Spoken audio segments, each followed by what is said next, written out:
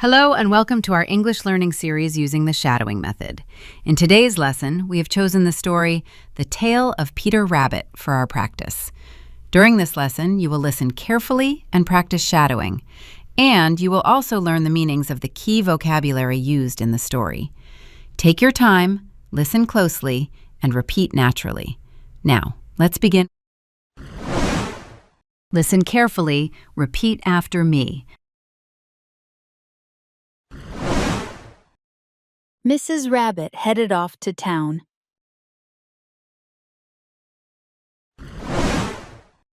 Again, listen carefully.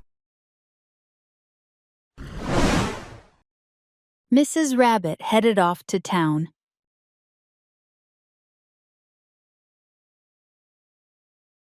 Now, your turn.